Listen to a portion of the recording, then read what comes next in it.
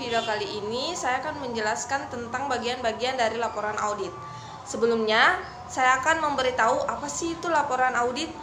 Laporan audit adalah hasil akhir dari proses audit, yaitu laporan yang menyatakan pendapat auditor mengenai kelayakan laporan keuangan perusahaan yang sudah sesuai dengan prinsip-prinsip akuntan yang berlaku secara umum.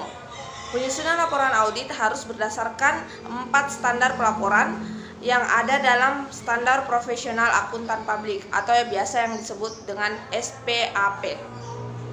Oke, selanjutnya kita ke bagian-bagian laporan audit. Bagian yang pertama dalam laporan audit yaitu judul laporan.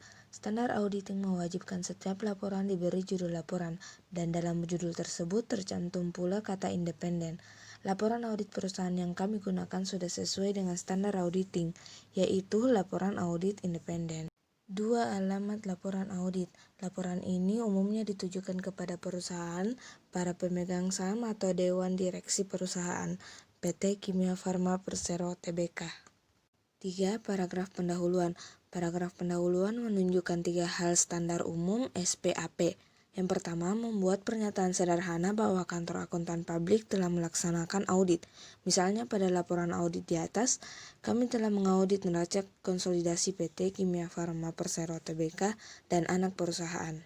2. Paragraf ini menyatakan laporan keuangan yang telah diaudit termasuk pencantuman tanggal neraca serta periode akuntansi dari laporan laba rugi dan laporan arus kas.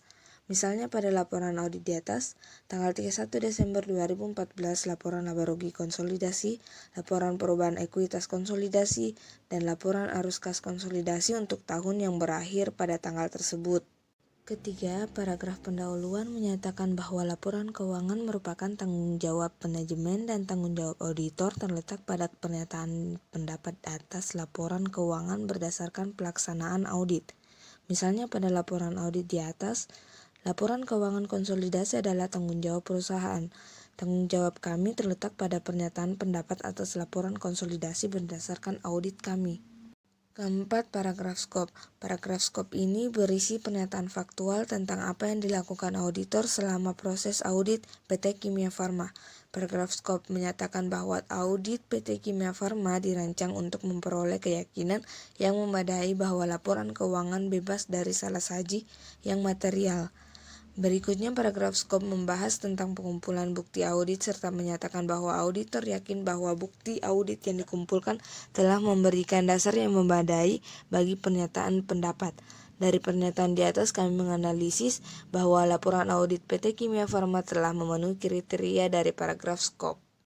5. Paragraf pendapat. Paragraf terakhir dalam laporan audit bentuk baku menyajikan kesimpulan auditor berdasarkan hasil dari audit yang telah dilakukan seperti, menurut pendapat kami, laporan keuangan konsolidasi yang kami sebut di atas menyajikan secara wajar.